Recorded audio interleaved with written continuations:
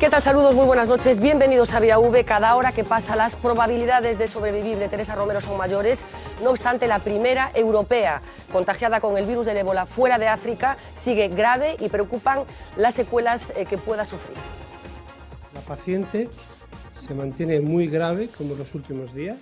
No solo es importante la respuesta inmunológica del paciente, es importante que pueda vencer de forma eficaz a las diversas complicaciones de la enfermedad, ya sean renales, respiratorias, etcétera, que acompañan habitualmente esta enfermedad. La última hora de este asunto la protagoniza el marido de Teresa, Javier Limón, que como saben sigue ingresado en el hospital Carlos III. Esta tarde, a última hora de la tarde, a través de una portavoz, ha pedido la dimisión del consejero de Sanidad de la Comunidad de Madrid, que todavía sigue en su puesto. Y ha dicho que, a diferencia de él, el marido de Teresa no está bien comido. Yo, a diferencia de usted, no estoy bien comido, porque mi mujer se debate entre la vida y la muerte. Y no me pasa la comida. También estoy mal bebido, porque ya no me quedan líquidos de tanto llorar. Lo único que estoy es bien fastidiado. Pero a diferencia de usted, señor consejero de Sanidad, le tengo un gran respeto, cosa que usted no ha tenido con Teresa. Tenga usted el pundonor y dimita. Bueno, esta portavoz se ha quejado también de la formación que recibió Teresa para poder atender al misionero contagiado por ébola que finalmente falleció. Van a ver un pequeño extracto de un vídeo que después veremos de una forma más extensa, en la que queda de manifiesto que ponerse el traje quizás no necesite un máster, pero sí muchísima habilidad.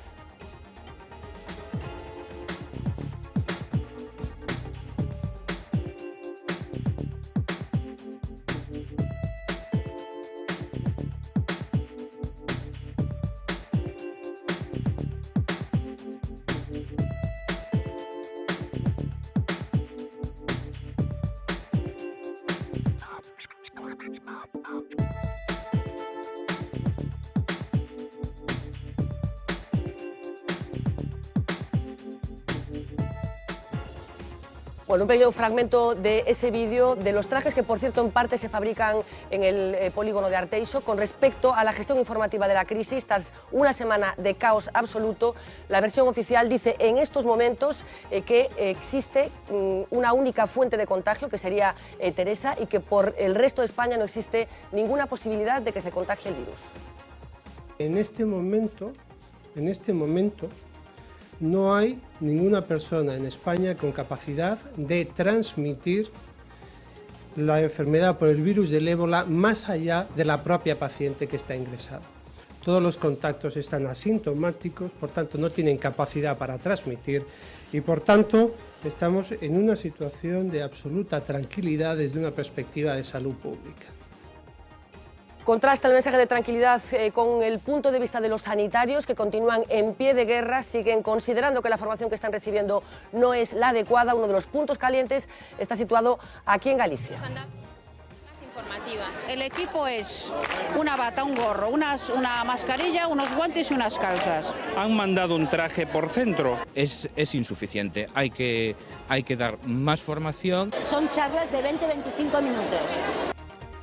Por cierto, hoy nos vamos a ir hasta África, hablaremos en directo en el transcurso del programa con una de las personas que atiende a las personas infectadas con ébola allí en el continente africano. Marina Cabegato, ¿de quién hablamos? Pues Fernanda, hoy hemos entrevistado al médico Javier Atienza y al misionero José Luis Garayoa, el último, el misionero. Con él hablaremos dentro de un rato, pero ya nos ha explicado hoy que allí se protegen como pueden, intentan no tocar a los enfermos, pero dicen que lo difícil es saber quiénes tienen ébola y quiénes no. Dice también que por mucho que tuviesen estos trajes especiales, que llama espaciales, no los podrían poner porque, entre otras cosas, los niños, dice, se asustarían. Por su parte, el médico Javier Atienza habla de cómo se gestionó la crisis aquí en España y denuncia la falta de formación. Incluso ya cuando vinieron aquí a recoger al padre García Viejo, pues bueno, se vio que no estaban especialmente bien formados para tratar con pacientes con ébola. Testimonios, Fernanda, muy interesantes que podremos escuchar con más detalle durante el programa. Bueno, pues efectivamente, en el transcurso del programa de esta noche, en el que también vamos a hablar de ese gran escándalo que tiene que ver con las tarjetas negras de Caja Madrid. Datos como estos. Blesa, expresidente de la Caja, más de 436.000 euros derrochados, 83.000 en efectivo, casi 80.000 en hoteles, incluidas estancias en el Ritz por valor de 3.300, 18.000 en vino en una misma tienda, 9.000 para un safari en África. Rodrigo Rato, expresidente de Bankia, casi 100.000 euros en restaurantes, viajes y hoteles, incluidos varios cargos a un club, o uno de 3.500 euros en bebidas alcohólicas, en un solo pago. Retiró en efectivo 17.000 euros en los 3 meses anteriores a su destitución. Rafael Espotorno, el ex jefe de la Casa Real, tenía debilidad por los trajes, los electrodomésticos y por retirar dinero en efectivo. Llegó a gastarse en una sastrería de la madrileña calle Serrano 10.000 euros. 83 consejeros y directivos de Caja Madrid, 81.570 cargos en tarjetas Black, 15 millones de euros gastados en menos de 10 años. Bueno, por cierto, hace unos días recordarán que Luis de Guindos confirmaba en sede parlamentaria que las investigaciones sobre prácticas irregulares en las entidades salidas de las antiguas cajas se habían extendido y que afectaban también a NCG. Hoy ha dado algún detalle más que hace pensar que la semana que viene tendremos tormenta y grave aquí en Galicia. Va a remitir algo más de 20 operaciones dudosas, de 20 actividades dudosas de Catalunya Caixa y de Nova Caixa Galicia, pero todas tienen que ver con operaciones inmobiliarias y de crédito, es decir, son de naturaleza distinta. Bueno, como ven, muchos asuntos para debatir esta noche, incluidos los movimientos políticos que se están produciendo en Galicia de cara a las próximas elecciones municipales y vinculadas a ese denominado espacio de ruptura que se ha creado al margen de los partidos convencionales y que aquí en nuestro país tiene diversas manifestaciones que vamos a tratar de aclarar esta noche. Este es un pequeño avance. La aparición de Anova desgajó por primera vez en mucho tiempo el panorama de la izquierda en Galicia. Algo más tarde, Podemos revolucionó la izquierda estatal. Ambas con una letanía repetida: es la hora de la ciudadanía. Y la ciudadanía los ha creído. Plataformas, movimientos, colectivos han aparecido por doquier.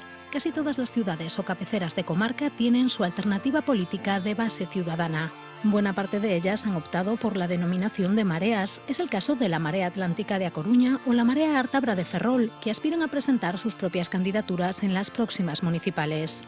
También mira a la alcaldía la Marea Pontevedra, que al igual que otras aglutina en sus filas a muchos activistas del 15M y de Podemos. Vigo también tiene su marea, con apoyos tan ilustres como el del expresidente de la Real Academia Galega, Xosé Luis Méndez Ferrín. Pero la ciudad olívica no se conforma con un solo movimiento y ha alumbrado una segunda plataforma de ciudadanos, Xuntos, que se presentan a sí mismos como vigilantes de la corrupción en el Ayuntamiento vigués. Ourense también ha promovido su propio movimiento ciudadano bautizado Ourense en Común. Santiago comenzó con una marea que ha terminado por presentarse bajo el nombre de Compostela Aberta. En todos estos colectivos, los movimientos cívicos y sociales confluyen con nombres de la cultura y también con miembros de distintos partidos políticos de izquierda. Muchos de esos nombres apoyan a su vez más de un movimiento. Es el caso de Somos Mayoría, manifiesto refrendado por 1 millar de personas, tiene entre sus firmantes un poco de todo. Alcaldes del BNG, dirigentes de Anova, cargos de Compromiso por Galicia, militantes de Esquerda Unida, miembros de Mareas Ciudadanas. Su principal objetivo, promover las candidaturas abiertas en los municipios gallegos. Todos estos movimientos coincidirán con otros importados de fuera de Galicia, como la plataforma Gañemos o los propios círculos de Podemos, por no hablar de organizaciones políticas ya presentes en comicios anteriores, que a su vez ven aflorar en su interior sus propios movimientos críticos, como la corriente de Acerna en el seno de Anova. Alberto Fortes, moi boa noite, representante de Ourense en Común. Luis Eiré, membro da Executiva Nacional de Anova, moi boa noite. No, militante de base de Anova. Militante de base de Anova, vale, enseguida aclaramos eses detalles. Vale. Iago Martínez, voceiro de Marea Atlántica, moi boa noite tamén. Moi boa noite. E están con nós tamén Tuco Cerviño, moi boa noite. Boa noite. Miguel Ángel Rodríguez, moi boa noite. Boa Pilar noite. García Negro, moi boa noite. Moi boa Bueno, noite. Iago, que é unha marea? Caldelas.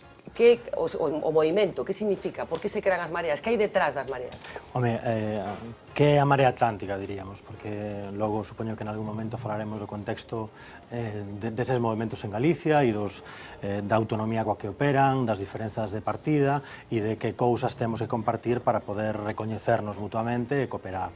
A Marea Atlántica é basicamente un chamado da ciudadanía a construir de aquí ás eleccións municipais un proceso de confluencia onde axentes colectivos distintos, organizacións sociais, movimentos sociais, ONGs, asociacións, asociacións de veciños, formacións políticas e a cidadanía non organizada políticamente poidan compartir un proceso e construir xuntos unha maioría que permita non só tomar María Pita no sentido de ocupar un lugar, sino fundamentalmente transformar María Pita. Por que non valen, bueno, non sei, para entendernos, por que non vale a oferta política convencional, entre aspas? Ningún dos partidos que teñen concurrido ás eleccións nos últimos tempos. Por que?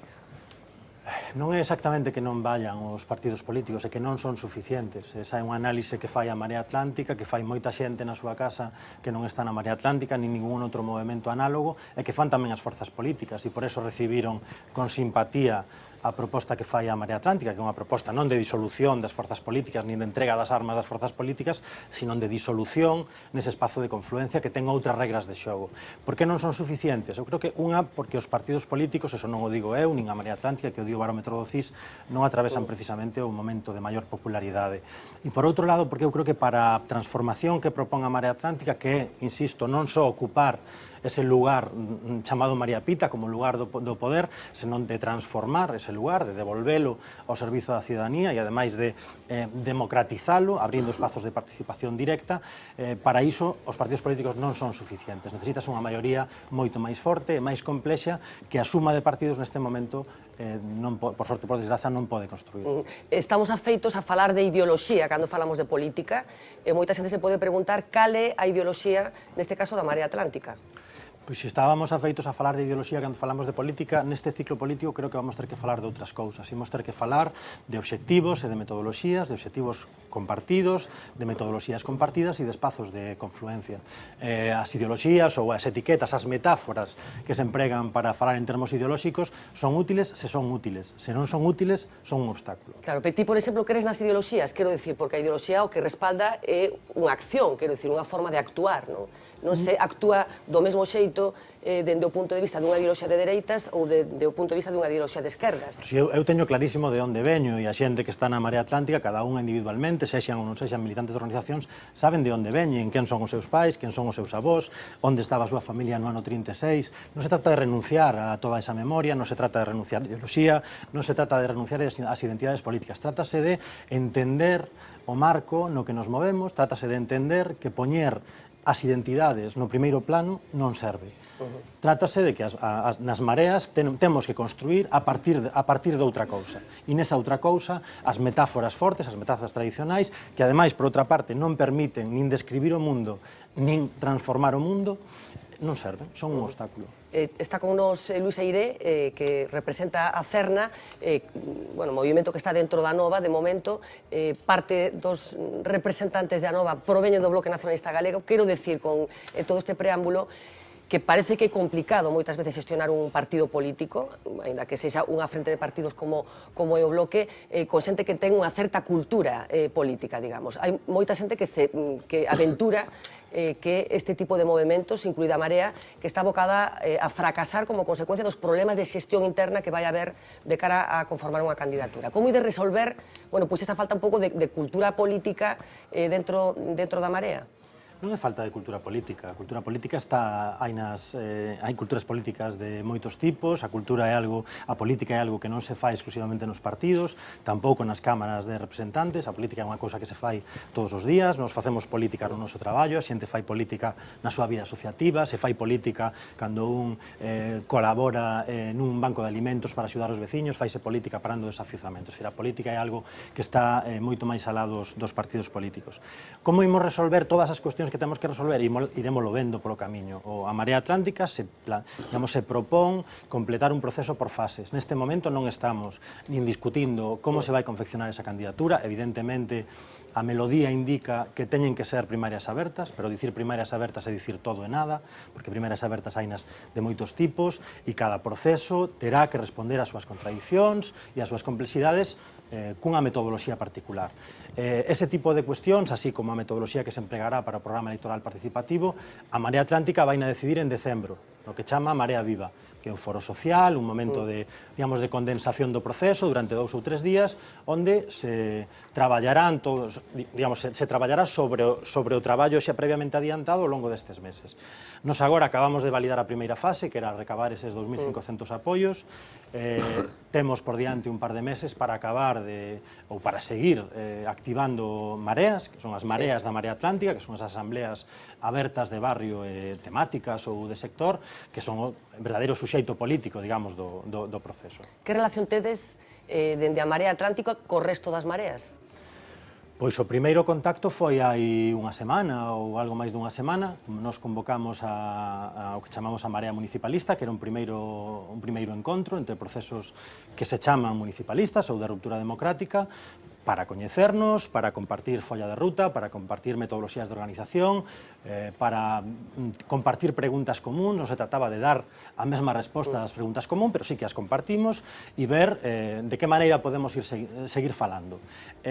O que compartamos ou non compartamos verémolo cando todos os procesos estean en disposición de poñer sobre a mesa cales son os seus obxectivos e cales son as metodoloxías para conquistalos.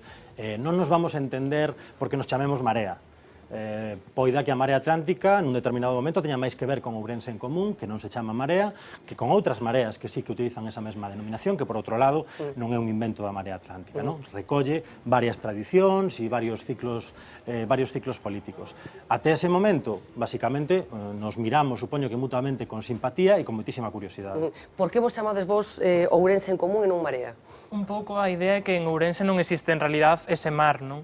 Entón tamén existe outra referencia que é a comunidade un pouco asociada aos montes comunais ou outras referencias que existen xa de antigo e que poden revivir esa idea de que traballando no común, en plan, entre todos, se pode chegar a xestionar algo como pode ser o Concello de Ourense. Como está sendo o proceso ali en Ourense? Porque levades menos tempo que a Marea Atlántica, un mes apenas. Como está sendo un pouco a organización de toda esta candidatura cidadá? Un pouco, de momento, ainda nin sequera somos candidatura. Un pouco surde como unha iniciativa cidadá de xente que estaba implicada un pouco en movimentos sociais e cidadáns ourensáns que lles interesa un pouco que a situación real do Concello de Ourense non pasa polo mellor momento, tanto por desgoberno, corrupción, bueno, un pouco a realidade diferente ao caso da Coruña. Entón, un pouco como resposta a eso, surde unha inquedanza por parte dos cidadáns de dar resposta a través de participación e a través de transparencia, non? Entón, un pouco a idea é que entre todos poder, con esa participación e con esa transparencia, chegar a ser un pouco máis abertos e plurais do que son os partidos tradicionais hasta agora.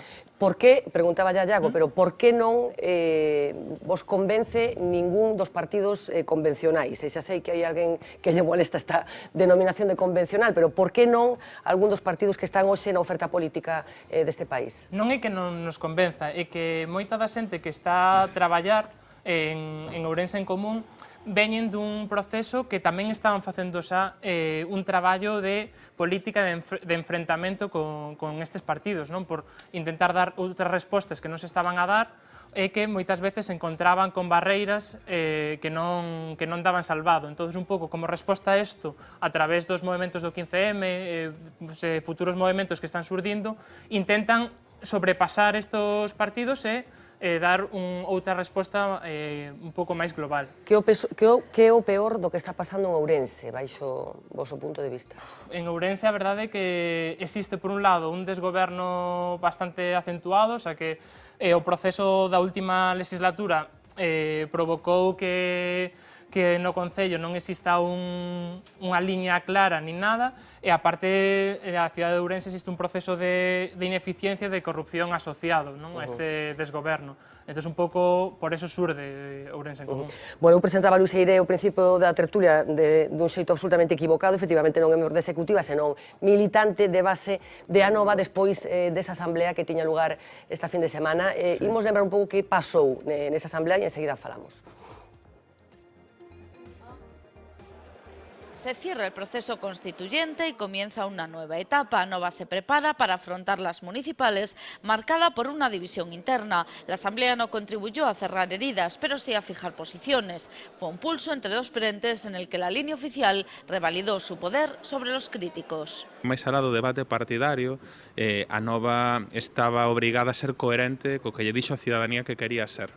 E onte eu coido que Anova ratificouse en esa vocación diante da xente e foi coherente con iso. Voto de confianza en absoluto, daremos un tempo a ver como funcionan. Non sabemos como se comportaron, que é o que pretenden e entonces, bueno, non se trata de un voto de confianza como esperar e ver. Porque los de Beiras acapararon los puestos en la coordinadora nacional, todos excepto 3. Aunque el líder salió tocado, los críticos lo castigaron, evitando votarle.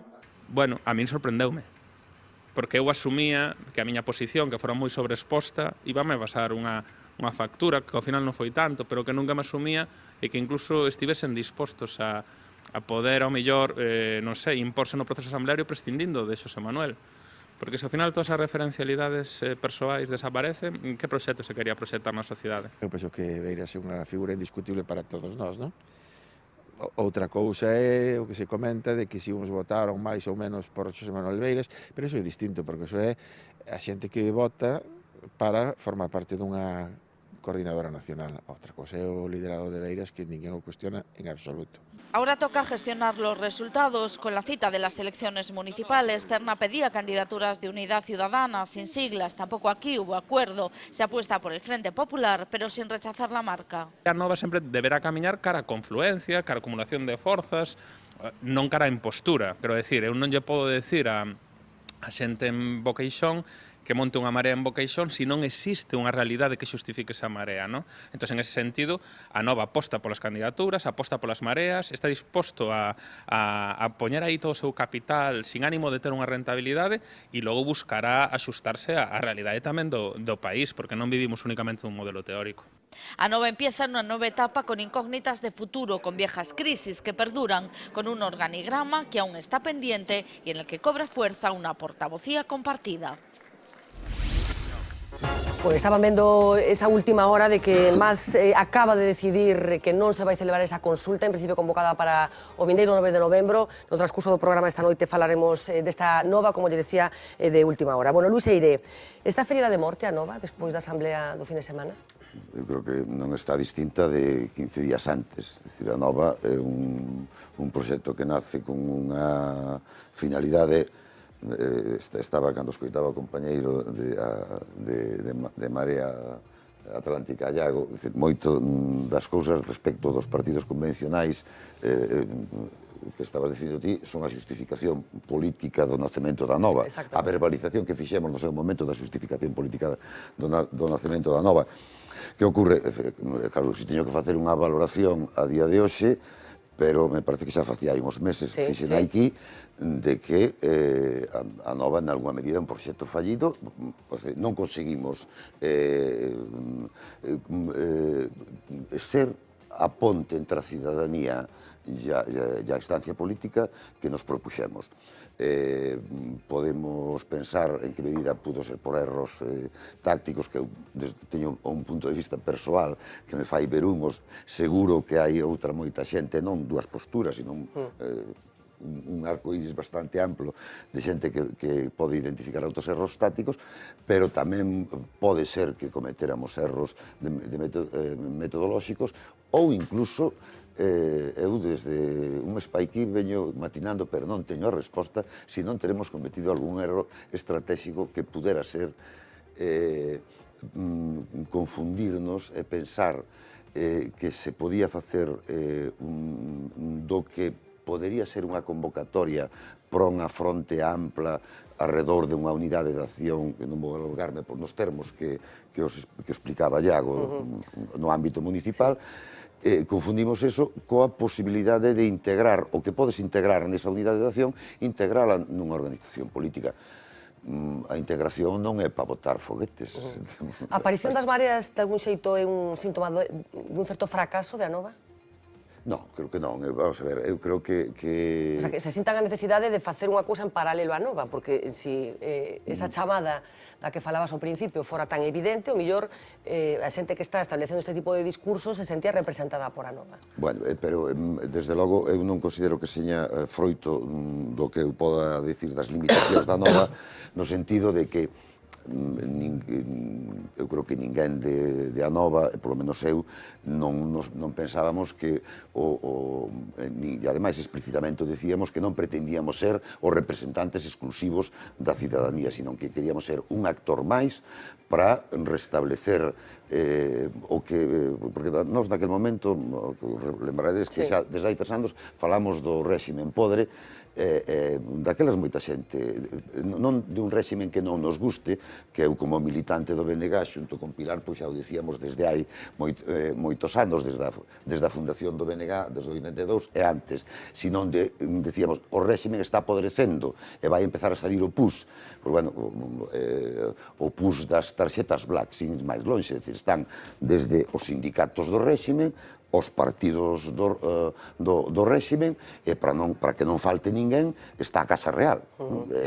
Entón, é a visibilización xa pornográfica da podremia, non? Entón, nós nunca, a Nova, nunca tuvemos a pretensión de representar na Galiza en exclusiva a toda a forza que había que acumular para contribuir de xeito determinante a derrubar ese réximen e que no proceso constituinte que se abrise, que se abra, e que eu creo que se vai abrir, si ou si, non sei con que resultado, a final de 2015, e ese é un objetivo no que debemos de poner todos os empeños, que é conseguir que Galiza seña, si non determinante, un condicionante importante para que, entre outras cousas, se inclúa os direitos nacionais de Galicia, o dereito á nosa soberanía. Eu teño que confesar que non teño moi claro que é o que quere facer a Nova nestes intres, despois de escoitar a Martiño Noriega, escoitándote a ti, Martiño Noriega parece que aposta tamén por apoiar as mareas, e eu non sei cerna exactamente, estratégicamente, cal é a súa postura nestes intres, de cara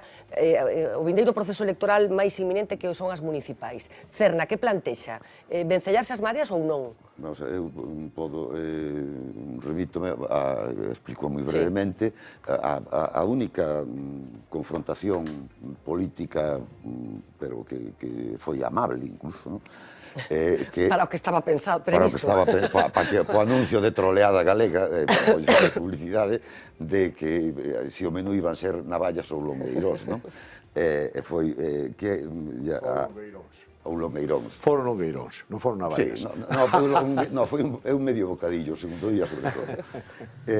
Pero o que preguntábasme... Si, a posición estratégica... Sí, que a diferencia política fundamental era, é dicir, todo o mundo estamos en Anova dicindo que apostamos pola participación directa da cidadanía, unha aposta polo apoio ás plataformas cidadáns, chámense Mareas, chámense Ourense en Común, chámense Somos Maioría, como se chamen, e resultará ao final o que resulte. Gustoume moito a túa prudencia de que as cousas teñen que ir madurando e iránse decantando.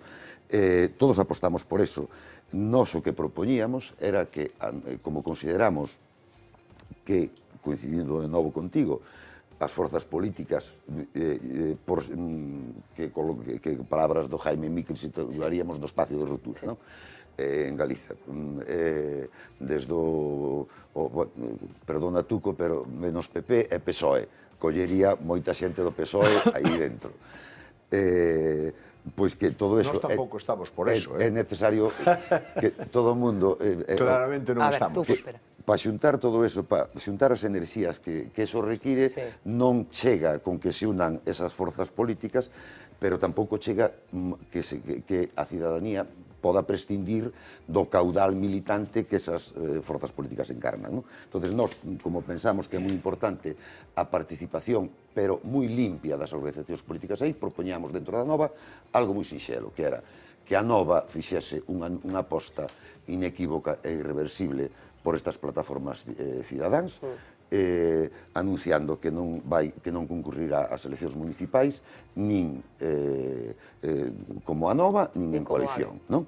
Entonces, bueno, isto foi rechazado por un determinado número de votos, non moito, pero foi rechazado. Iso non excluye a ninguén de militante da Nova que participemos neso, que perdemos a oportunidade de facer esa oposta inequívoca, porque a min o que me interesa como persoa que quero que se xuntar a forza suficiente para botar a bicha dunha puñetera vez, como a expresión de Beiras do outro día, para botar fora a bicha, pois necesitas xuntar, facer un acopio de forzas que cumprimos todos, e incluso pensando en que as eleccións municipais non lle podemos transmitir a xente que vamos resolver nin desde a Coruña, nin desde Ourense, nin desde Chantada os problemas da cidadanía de a Coruña, de Ourense e de Chantada desde o ámbito municipal, porque o nudo gordiano é romper o réximen, é modificar a Constitución no sentido nacional das libertades nacionais e a urxencia que máis percibe a xente no sentido tamén dos dereitos sociais, de que se deixe de gobernar pos bancos. Un dos desencontros fundamentais, polo menos a idea que temos todos, é que Cerna non era partidaria desa alianza máis ou menos estable con Esquerda Unida. Seguides neso en Cerna? Non, vamos a ver, a nosa postura é a formal da Nova, que é a de aposta por unha fronte ampla, que se concretou nunha determinada proposta nas eleccións europeas, que era unha fronte cívico-política, xa, aínda que naquel momento pensábamos que as condicións podían pivotar, o acordo podía pivotar fundamentalmente, ou podía ser casi suficiente, que pivotase fundamentalmente sobre organizacións políticas do espacio de ruptura, máis movimentos cívicos que, sobre todo, na España estricta, estaban emerxendo con moita potencia, o que, ao final, tuvo o resultado que foi, non?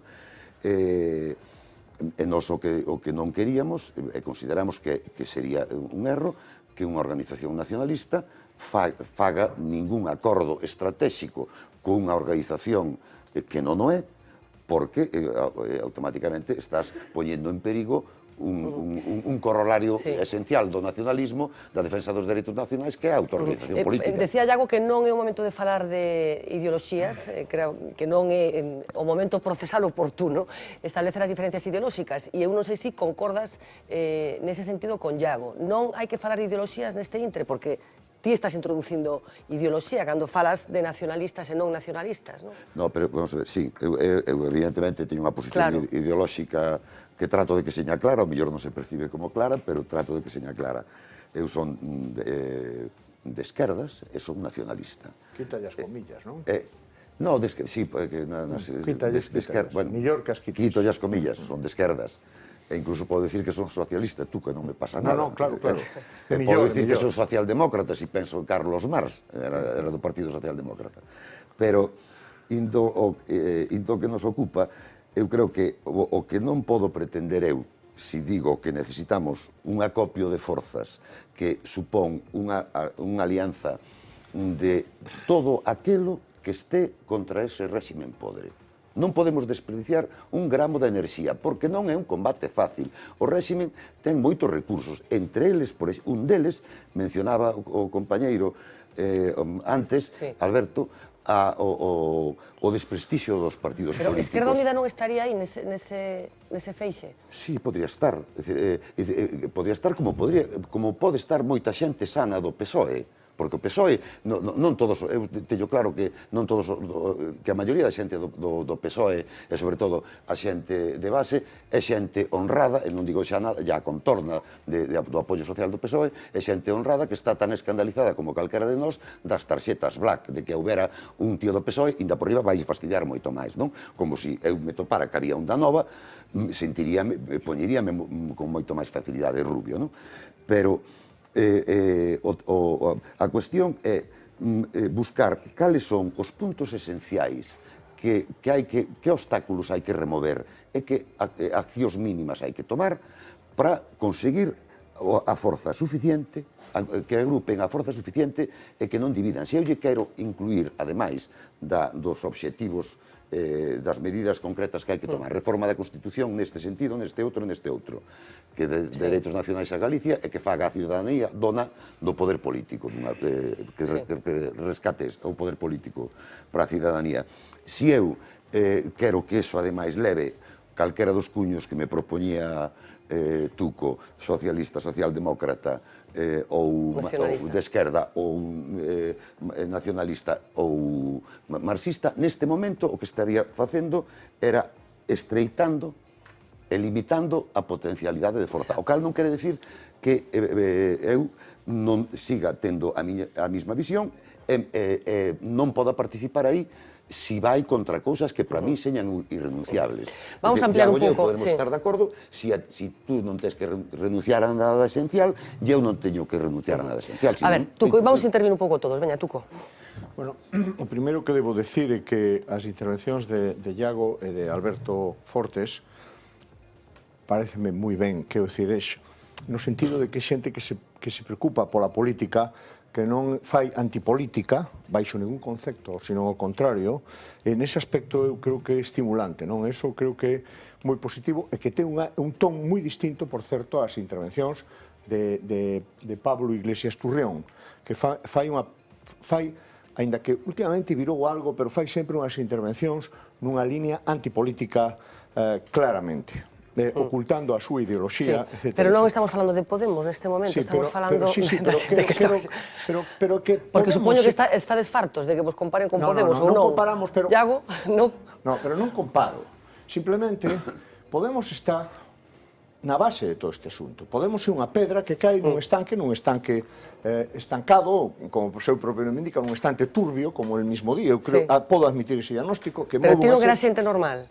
Sí. Que move unha serie de ondas, non putees, que move unha serie de ondas... E que non pareces o mesmo de aquel día, Perdona. A ver, remata. Que move unha serie de ondas e que producen, que chegan hasta a Izquierda Unida, que quita a Callolar e pon a Garzón, que chega hasta o Partido Socialista, que, bueno, Pedro Sánchez, ao mellor, iba a haber primarias igual, pero faga algunhas propostas que eu non estou moi de acordo con elas, como, por exemplo, decir que vai suprimir o Ministerio de Defensa. O Partido Socialista é un partido de goberno, por lo tanto, xa o retrucaron despois. Esas tonterías. Con respecto, Tuco, con respecto a estes movimentos, que futuro lles ves? O sea, entende esa mensaxe que están transmitindo? Sí, entendo a mensaxe, e a comprendo, pero pregunta a Iago, que é unha marea? E Iago pregunta, cal delas? Ou preguntou, cal delas? Sí, exactamente. É unha boa pregunta, cal delas? O problema deste movimento, que é un movimento que en gran medida xurde de abaixo, e que, por certo, no caso da Coruña, conta con aval de dúas persoas para min moi queridas, que lle dan unha cuestión xenuína, como son Josito Pereiro e Manolo Rivas. De todos os xeitos, eso non quere dicir que eu estea de acordo con esta proposta, entre outras cousas porque lle veo moitas dificultades. Por exemplo, a ver. Bueno, homoxenizar todo isto. Os partidos políticos teñen que ter unha certa homoxeneidade no seu pensamento político. Entre outras cousas, Iago, non contestaches, permíteme que che diga, a posición da túa ideoloxía. Escapaches medio por aí, eso a mí non me gusta. É un pouco tamén como fai Pablo Iglesias, e sinto Turrión, e sinto ter que me referir a él, porque eu creo que é un referente de todo isto, porque está na base desto, non? Entón, perdón un momento, eu creo que por iso lle insistía a él no de quítalle as comillas á esquerda. Xa sei que se trata de gañar un pouco en todos os caladeiros, non? Pero eu creo que hai que ter as cousas en ese sentido bastante claras, non? Eu creo a ver, Iago. A desioloxización non me gusta, non? Non me gusta.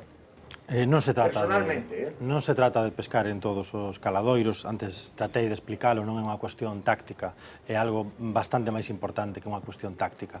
Eu son dos que cree que os procesos como a Marea Atlántica, procesos municipalistas, necesitan interpelar algo máis que a nosa parte. É dicir, non teñen sentido estes proxectos se son únicamente os proxectos os que mobilizamos a nosa parte ou, no mellor dos casos, unha suma das partes que neste momento, insisto, en que o conxunto ou a maioría dos españois seguen percibindo os partidos políticos como parte do problema e non como parte da solución, pois neste caso a suma non é unha suma, é dicir, a suma non dá. A miña ideoloxía, francamente, non ten ninguna importancia. Ademais, eu estou aquí como voceiro rotatorio da Marea Atlántica. Hoxe estou eu, mañá pode estar outro compañeiro ou outra compañeira. A ideoloxía ten moita importancia sempre. Sí, pero eu espero que quen estea vendo este programa teña algo máis de interese que coñecer a miña ideoloxía ou de veño. Non, a túa personal. Insisto en que a ideoloxía de un portavoz é importante. Insisto en que non se trata de renunciar á identidade política de cada quen, non se trata de renunciar á ideoloxía, non se trata de renunciar á memoria, se trata de pensar si é a mellor ferramenta, si é a mellor metáfora para construir o que a Marea Atlántica se propón construir. Pero vos estades convencidos de que se pode chegar a consensos partindo de ideoloxías personais contradictorias? É que non se fai pregunta pola ideoloxía contradictoria. A pregunta é... Xa sei que non preguntades pola ideoloxía de cada quen, pero cada quen ten a súa ideoloxía e iso quere decir que a acción política é distinta. Pero, vamos a ver, a Marea Atlántica aparece o 15 de xullo cun manifesto que conta moito máis do que ás veces se quere facer ver.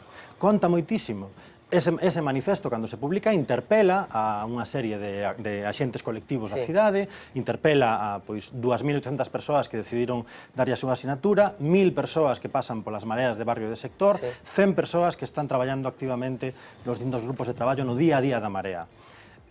Francamente, se queredes considerar eso un fenómeno ideolóxico ou non, me parece moi pouco importante. A cuestión é que hai un manifesto que fala de xustiza, que fala de combater a desigualdade, que fala de democratizar a democracia, e interpela aos axentes que están chamados a participar nese proceso. Iso é ideoloxía.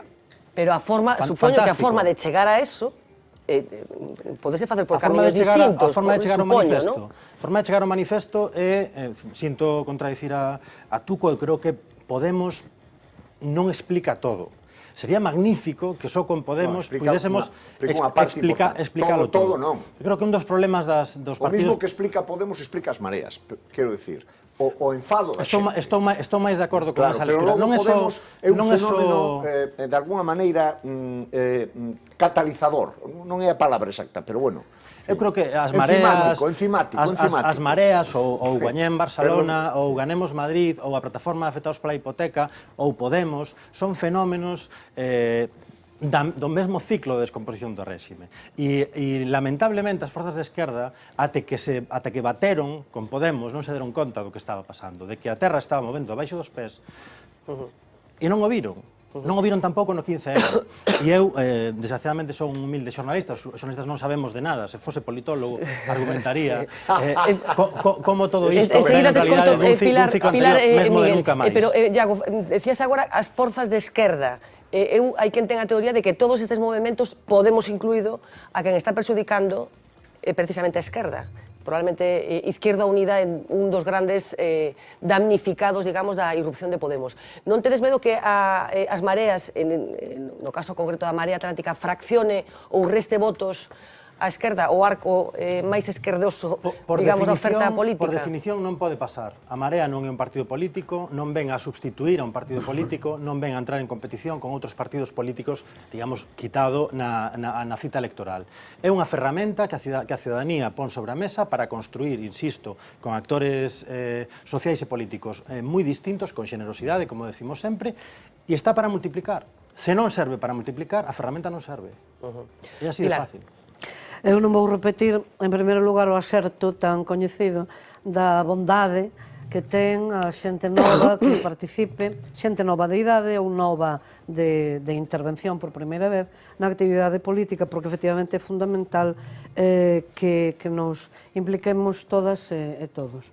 Ahora ben, o problema fundamental que eu vexo é que a sentenza aquela ultra reaccionaria de Fukuyama finiquitou a historia, acabou. Ten, parece ser, que moita máis importancia ou moita máis trascendencia aínda da que se lle adxudicou no seu día. E a que me quero referir? A que a Galiza política, a Galiza nova, en termos contemporáneos, non a organización chamada Galiza Nova, senón a Galiza Nova en termos contemporáneos, estritamente contemporáneos, derradeiro cuartel do século XX e até hoxe, ano 2014.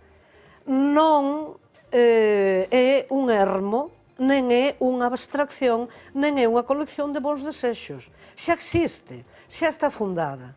O asemblearismo, a mobilización cidadá, a rebeldía frente aos partidos convencionais estatais, todo iso forma parte do carné de identidade do nacionalismo galego contemporáneo e en concreto do Bloque Nacionalista Galego fundado en outubro, ou refundado, ou reconstituído en unitaristamente, por certo, e tendendo a mão a todo o mundo en 1982. En segundo lugar, eu podo comprender humanamente, e se me permitides tamén, pero entendedemo ben que é simplesmente unha declaración profesional. Como profesora, podo entender moi ben a ilusión que xera a engallolarse por novísima verba.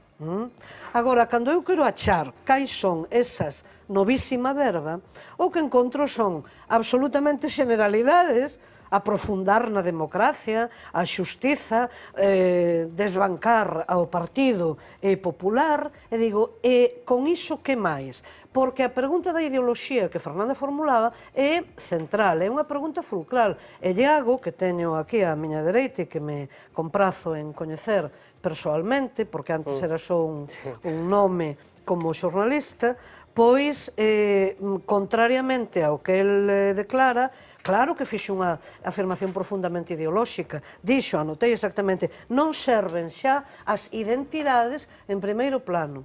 Pois eu vou, Iago, co teu permiso e co permiso da mesa, vou dizer cais son as identidades. As identidades son construción naval en Ferrol, posibilidade dun sector lácteo galego que sobreviva e forte, posibilidade de reanimar a anémica agricultura, posibilidade de que teñamos unha cultura axudada polos poderes públicos que sexa coherente con toda a creatividade e con toda a potencia que ten. Posibilidade de decidir sobre o uso social e público expansivo da nosa lingua. Posibilidade de que advirtamos que non nacemos onte. E non nacemos onte. Vos, que vos incorporades agora con toda a ilusión, supoño, ao proxecto que escollades, tedes que ter en conta que hai un proxecto nacional e nacionalista que ten unha longa andadura e que xa foi establecendo algúns chanzos. A ver, primeiro Luis, despois Iago, que temos que ir a xiña. O BNG, por exemplo, declarou o feminismo, xa que son a única muller na mesa, fora da directora, a única dos contertulios, un ben de utilidade pública, utilizamos esta expresión, en 1995. Luis, Pilar reivindica que ese espazo de ruptura xa existe e ven existindo dende os 80. Eu, co que acaba de decir Pilar, co enunciado de obxectivos concretos, respondendo a problemas concretos do país, con esa metodoloxía de poñer obxectivos e sentarnos a falar, teríamos tido seguro un acordo para as eleccións europeas. Teríamos sido un xérmolo ou unha primeira masa crítica que empezase a traer outro polvo estelar que podería ter dado lugar a un resultado que algúns pensan... Pero por que non credes ou non crees ti na tese que mantén Pilar? O erro, a diferencia, porque non ten por que ser un erro, a diferencia que eu teño con Pilar é que eu a ese conxunto de cousas non lle poño un único carimbo e digo, pois isto ten que ter o carimbo de nacionalista. Non, nen eu. Só que non xoguemos coas cartas trucadas. Eu falo claramente de un proxecto nacional e nacionalista moi respeitoso da historia, moi necesitado de mellora e de correctivos, moi necesitado de ampliación. Pero por concretar, Luis, Pilar sostén que isto xa existe dende hai anos. Por que ti crees que non? Por que non atende o bloque? Eu falo tamén con toda a honestidade, pero ademais intentando que se me entenda. Non, somente fixen. O que quero decir é que para mí, eu son nacionalista e son de esquerdas, pero eu creo que xusto porque son nacionalista e vexo un país con risco de desaparición como tal. Estamos nunha situación límite. Estamos a punto de vivir a un ano e pico dunha ocasión que sí ou sí, para un lado, a mellor cara ao fascismo, pero donde vai haber unha reforma constitucional. E eu que, como a ti, vivín, ainda que son maior que a ti, pero vivín o nacemento do BNG e vivimos etapas conxuntas, pareceríame lamentable que de novo Galiza estuvera fora de xeito decisivo dese proceso constituinte. E eu creo que o único xeito de que o estea con unha forza suficientemente importante é que renunciemos ás marcas propias e que estemos dispostos ás organizacións políticas con todo o orgullo que teña cada un do seu pasado, porque eu tamén estou orgulloso de moito do pasado do BNG. Sabes, como a mí, que fui un membro da Comisión Xestora do BNG no ano 82. Pero que eu este orgulloso deso non quere decir que a esta xente nova lle diga, no, pero que tens que tragar, que firmarme primeiro que el BNG é estupendo, e outro, mira, que Izquierda Unida é estupenda. Mira, pois, mándame non sei donde. Iago, porque vos lixos tamén concretas cara a ti. Por estar no medio. Agradezo, falando de metáforas, a esquerda e a dereita que me consideren novos 35 anos. Unha última cousa que me esqueci, perdón. Que eu creo que tanto o manifesto da Coruña como o de Ourense, como o de Somos Maioría, como outro, son claramente de esquerdas e algún con algún toque de defensa de ser conscientes de estar nunha nación propia que é Galicia. A ver, Iago. Dicía dos 35 anos non por revelar a miña idade, sino porque eu creo, insisto outra vez, en que a política non é algo do que se entra e se sae. A política ou a faz ou fancha. E se fai ou deixas que che fagan en moitos ámbitos da vida. Non só nos partidos políticos. Cando nos falamos de xenerosidade, falamos precisamente de evitar o que acaba de acontecer aquí. É dicir, que un proceso de repente está no medio dun fogo cruzado. Eso é o que queremos decir cando decimos xenerosidade. Por suposto que sabemos que existe o Bloque Nacionalista Galego. Por suposto, insisto, empecé a miña intervención falando da memoria, de que sabemos de onde vimos. Se non sería un caso grave de presbicia. De feito, o Bloque Nacionalista Galego foi unha das forzas políticas que entendemos que se sentiu interpelada de algunha maneira polo manifesto e se aproximou á Marea Atlántica, probablemente, como aos demais, para coñecer cal era a folla de ruta, que se pretendía, etc. etc. Agora, nós non entramos a valorar a vida interna das organizacións, o único que se nos comunicou é que o Bloque Nacionalista Galego decidiría no seu momento si a proposta da Marea Atlántica acaía ou non acaía os seus obxectivos políticos e que en todo caso decidirían as bases. Até entón, para nós, a relación co BNG é esa, e ningunha outra. Lamentablemente, esa lista pilar non é unha lista de identidades, é unha lista de políticas. Se falamos a partir de políticas, probablemente poderemos chegar a acordos. Non son identidades. Identidade é isto é o que eu son, este é o espazo que ocupo e non penso moverme deste espazo. De aí derivan os pactos entre cúpulas, os pactos de goberno que nunca se cumpren, etc. Nós o que planteamos é ese proceso de confluencia, onde, por certo, os partidos políticos están chamados a participar, iso sí, doutra maneira e con outras reglas, e empezaremos a discutir polo esencial. Estamos de acordo en que o primeiro que hai que facer en María Pita é o que faría calquera con sentido común, que é abrir as xanelas e ventilar, facer unha auditoría, saber que se debe, canto se debe, por que se debe, asignar responsabilidades políticas e penais no seu caso. Estamos de acordo en que as decisións esenciais que afectan ao conxunto da ciudadanía teñen que ser decididas pola ciudadanía. Estamos de acordo neso? Daquela podemos traballar nun espazo de confluencia como a Marea Atlántica. A eso me refiro. A ver, deixame que me falta, Miguel, temos que ir acabando, por desgracia, porque temos moitos asuntos hoxe encima da mesa, incluída, como lle decíamos, esa última hora que ten que ver con Cataluña e a decisión de Artur Mas de aplazar, parece que sine die, esa consulta soberanista que iba a ter lugar o vindeiro 9 de novembro. Miguel. Simplemente facer unha reflexión e facer unha pregunta en voz alta. A reflexión parte do convencimento de que estamos efectivamente nun cambio de ciclo político que nos guste máis ou nos guste menos, eso se vai a producir. É necesario reordenar os territorios en España, é necesario probablemente adaptar a Constitución, dende logo é necesario cambiar a lei electoral e moi probablemente a lei de financiación dos partidos xunto con ela. Por lo tanto, aí supoño que hai... Poder Judicial, non te esquezas. Tamén.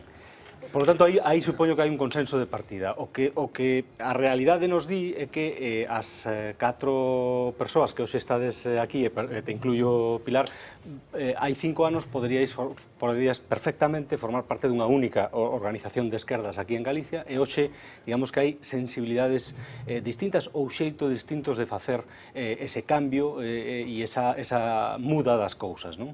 Por outra parte, está a dúbida tamén de saber si esta rexeneración política se pode ou non facer desde as organizacións políticas tradicionais de clase, é dicir, nada impide que o Partido Socialista, que o Partido Popular, mesmo que o Bloque no caso de Galicia, fagan pola súa conta a rexeneración que consideren oportuna e que encaixe na sociedade, que a sociedade a comprenda, non? Pero dito isto, e indo tamén ao práctico, a miña pregunta é sinxela, é dicir, vaiades como vaiades as próximas eleccións municipais ao final, o vindeiro fin de semana asistiremos a unha Asamblea Xeral de Podemos que vai a ser determinante, eu penso, de si se suma ou non se suma e de que xeito se suma a todo este proceso electoral tamén aquí en Galicia, pero en calqueira caso, despois, o día despois das eleccións, haberá que formar gobernos. Para formar gobernos haberá que facer pactos e coalicións. E eu supoño que moita xente gustaríame saber que ides facer no caso de que acadedes unha representación e a vosa representación sexa determinante para formar ou non gobernos cos partidos de clase ou permitir que gobernen outros partidos de clase tamén absténdose, digamos. A ver, por exemplo, ti que levas... En Ourense. Que en Ourense ainda non chegamos a ese momento, é dicir, de chegar a definir exactamente que se faría se non se chega a gañar, é dicir, o Concello. Porque de momento ainda estamos nun proceso de poder chegar a maior cidadanía posible, que creemos que é unha das pasos fundamentais para poder decidir. É dicir, non podemos decidir nós por todos, que é como se estaba facendo sempre, senón a cousa é poder involucrar a cidadanía máis global do propio Concello e que entre todos decidamos como se quere facer. É dicir, un pouco a idea é poder desenvolver un proxecto de participación en vez de cada 4 anos en cada momento. Pero eu entendo que estades nun proceso que vai ir avanzando, como ben decías ti, Iago, ao principio, pero ides aclarar este punto antes das eleccións? Pensar agora neso de facer política ficción. A Marea Atlántica está convocando asambleas abertas semanalmente. Esas asambleas abertas, unha vez que se convocan, se converten en procesos de traballo. Sí. Estamos pensando en decidir sobre a metodoloxía de primarias abertas en decembro. Pensar agora nese escenario, en todo caso, a Marea, insisto, é unha ferramenta que chega para multiplicar e que chega para tratar de construir unha maioría. Pero eu non pregunto tanto con quen... Un momento nada máis. Eu non preguntaba tanto con quen ides pactar, ni siquiera si ides pactar, senón si crees que está ben que unha candidatura, por moi cidadá que sexa, antes de concurrir ás eleccións, no tempo que consideres oportuno, explicite que vai facer no caso de non conseguir unha maioría absoluta. Se o posible votante ten dereito a ter esa información. Aí é onde ia. A Marea Atlántica, como ferramenta da cidadanía para multiplicar, nace para gañar. É dicir, nace, precisamente, esa análise que eu facía ao principio de que ferramentas políticas serven e cales non, é porque as outras non serven para construir unha maioría suficiente para gañar. Ese é o escenario e ese é o ánimo co que se traballa. Insisto, en decembro temos unha Marea Viva. Nesa Marea Viva haberá que tomar decisións determinantes de cara ao proceso electoral. Ides Caraballo convencidos, ou por lo menos traballando, ca posibilidade de que a Marea se convirta, digamos, no goberno de María Pita, neste caso. Esa é a hipótese e esa é a utilidade da ferramenta. O que pasa é que non despexar a dúbida pode xerar moitas máis dúbidas. A ver, espera, que estaba Pilar pendente, rapidiño. Unha aclaración importante a respecto da atribución de Miguel Ángel que me facía. Eu quero aclarar, eu estou aquí como 33.815.331. O BNG, o Bloque Nacional Socialista, ten portavoces cualificadísimos e cualificadísimos. Efectivamente, aquí está toda a xente que está personalmente. Estou a título do meu... Fernanda di, personalmente, o sea, que os puxo ela. Bueno. Dixo, personalmente. Cos cartas boca arriba sempre, como é notorio, e como sempre caracterizo ou quero caracterizar as miñas intervencións. Entón, eu non vou, Iago e o resto dos compañeros, con toda a cordialidade, claro, eu non vou refutar o que eu nin dixen, nin profeso.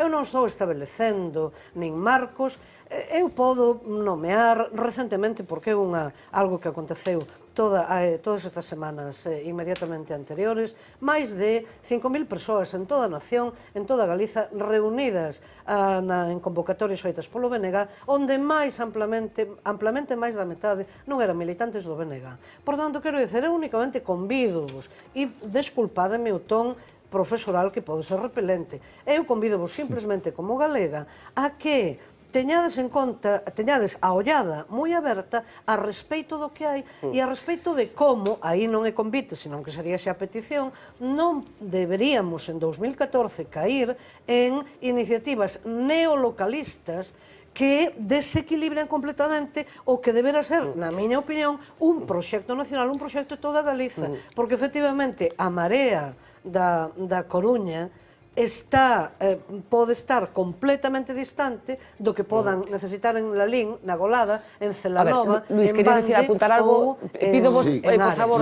brevidades. E a respeito do Orense o mesmo, claro. Que é un pouco injusto que as plataformas tan diversas que están nacendo e cando ainda nos están dicindo que están nacendo e se están dando os primeiros pasos que lles exixamos todos os resultados e todas as respostas e todas as solucións.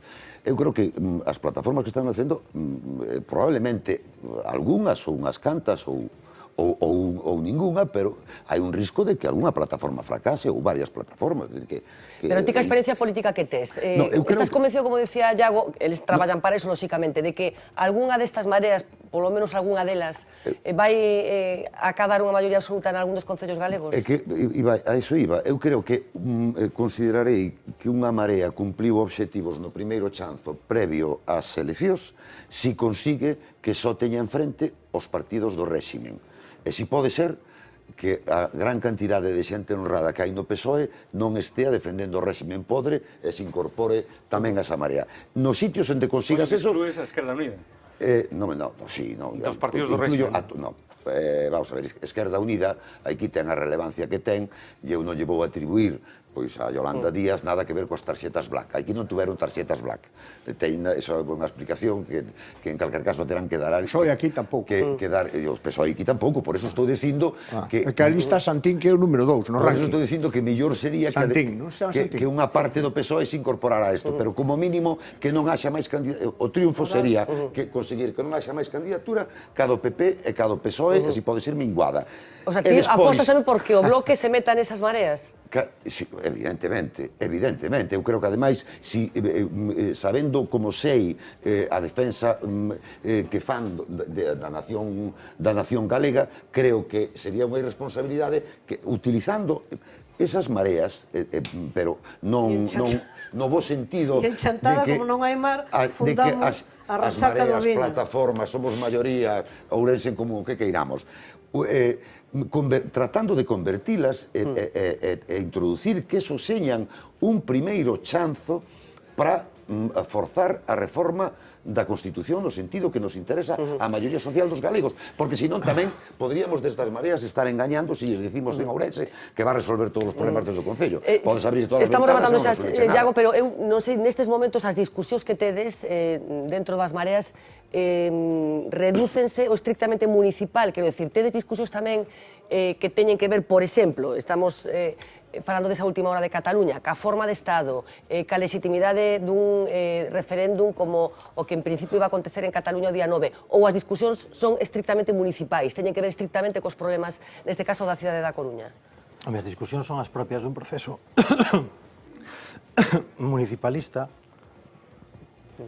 que acaba de nacer, que ten unha vida e que ten que ir construíndose. E insisto, como proceso de confluencia ten que ser sempre un proceso de mínimos, onde as partes ou aqueles nodos que se incorporan o fagan con xenerosidade. Este venres, ás 7 da tarde, no Paranizo da Universidade, temos o segundo acto público despois daquel que fixemos na Ribeira do Comaro no verán. Aí presentaremos unha declaración de principios básicos. É o primeiro marco que a Marea é capaz de producir despois do manifesto.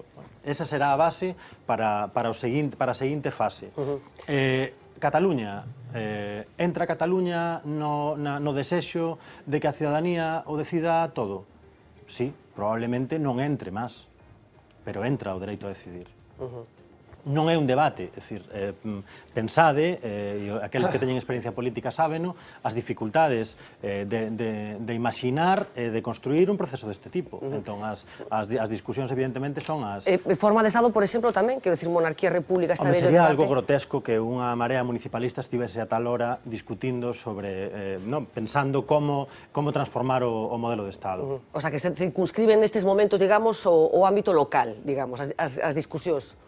Si os dereitos sociais son exclusivamente locais, se o dereito á vivenda é exclusivamente local, se a batalla por democratizar a democracia, abrir espazos de participación, propoñer un novo contrato ético entre os representantes e a cidadanía é estrictamente local, a resposta é sí, é estrictamente local. Decías antes que tivestes algún achegamento ao Bloque, máis ben ao revés, o Bloque achegouse a vos cando fixestes o público manifesto. Con Podemos, tivechedes algún acercamento? Non foi ningún achegamento nunha dirección nin na outra. A Marea Atlántica fixe un chamado en coherencia coa aparición e co manifesto, fixe un chamado a dialogar con axentes colectivos. A ese chamado responderon de distintas maneiras, todas en principio con simpatía e abertas, a Nova, Esquerda Unida, ECO, Espazo Ecosocialista, Partido Humanista, Bloque Nacionalista Galego... Podemos? E seguramente se me esquece algún. Podemos non, porque non pode. Podemos está agora mesmo, Podemos non pode, Podemos está inmerso no seu proceso constituinte como organización política e teñen os seus tempos que non respectamos. Hai contactos informais, porque a xente preocupada pola política e a xente que fai cousas na súa cidade acaba atopándose. Con Podemos, coa xente de Podemos, organizada no círculo local, atopámonos. Hai simpatía. Eu, a miña opinión persoal, estou convencido de que nos imos entender, de que Podemos vai atopar o seu lugar no proceso de confluencia que está propoñendo a Marea Atlántica. Agora, contacto formal, tal e como son os nosos contactos formais, que son transparentes, que se publican na página web da Marea. A participación é a título personal? Evidentemente, pero con todas as organizacións houve primeiro un contacto precisamente para explicar que a adhesión é a título individual. Pero a aportación dos partidos debe ser que se incorporen as persoas deses partidos. Que se dilúan, nos chamamos de diluirse. Teremos ocasión de seguir falando destes asuntos. Primeiro unha disculpa porque estaba desconvocados para outro día que tivemos que retrasar como consecuencia da actualidade do que estaba pasando ca crise... Eu ainda era membro da permanente da Coordinadora Coordinadora da Nova. Fíxate ti, efectivamente. Que tiña o guión do xoves pasado, fíxate ti. Disculpas por ese aplazamento, digamos, pero... Claro, todo o interés do mundo por seguir falando destas cousas nos vindeiros meses e por como evolucione todo este movimento que ten que ver con ese espacio de ruptura tamén teorizado, digamos, por Jaime Miquel. Moitísimas gracias aos tres, estaremos aquí pendentes de vos. Gracias. Gracias a vos. Imos facer unha pequeniña pausa de publicidade, enseguida voltamos para falar da última hora do ébola e tamén desa última hora que ten que ver con Cataluña, como eu decía, aplazado sine die esa consulta que iba a ter lugar o 9 de novembro, a ver que consecuencias ten isto dentro do espazo político catalán. Enseguida voltamos.